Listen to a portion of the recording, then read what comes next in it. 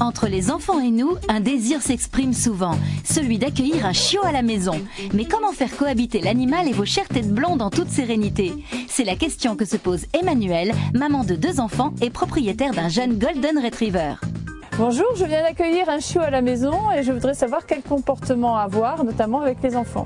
Conseil malin, conseil canin. C'est une merveilleuse chance d'accueillir un chien chez soi quand il est petit chiot, parce que petit chiot, c'est une pâte à modeler. Donc on va pouvoir, si on ne fait pas d'erreur, on va pouvoir en quelques semaines lui donner une structure qui va lui permettre d'apprendre à se comporter avec ses congénères, de se comporter avec l'homme, de se comporter avec des gens qu'il ne connaît pas forcément, de se comporter avec les enfants. On peut tout apprendre à un chiot, c'est très facile. On peut prendre pratiquement toutes les races si on sait qu'on a du temps à consacrer à son chiot pour son éducation, et si on est conscient du fait que le chiot il a besoin d'un exercice mental et physique quotidien. Ça veut dire qu'on va lui consacrer plusieurs heures chaque jour, et ce au moins jusqu'à ce qu'il ait 6-7 mois. Socialiser un chiot, ça veut dire lui permettre aussi quand même d'apprendre qu'il n'est pas le roi du monde. Donc il faut qu'il ait une structure sociale, il faut qu'il puisse de temps en temps accepter de rester seul, de temps en temps accepter l'interdit.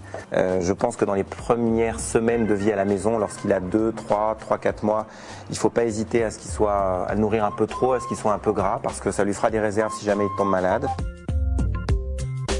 Visiblement, ça se passe bien avec les enfants.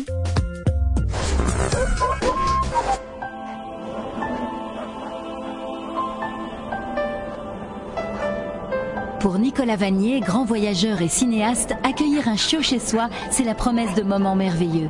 Mais avant tout, il y a quelques règles à respecter. N'est-ce pas, Nicolas Vanier? Plus on caresse des chiots, moi je le dis toujours à des enfants, plus on caresse des chiots, mieux c'est. On peut passer des heures à les prendre, à les laisser dormir, ils s'habituent à votre odeur, à votre voix, tout ça est très très important. Maintenant, il faut faire attention aussi parce que les enfants, notamment les petits-enfants, ont l'impression parfois que c'est un jouet. Et puis apprendre aussi à ne pas tomber dans l'excitation excessive. Souvent des enfants tombent avec des chiots dans l'excitation excessive, en font des chiots qui vont peut-être demain devenir des chiens un peu surexcités.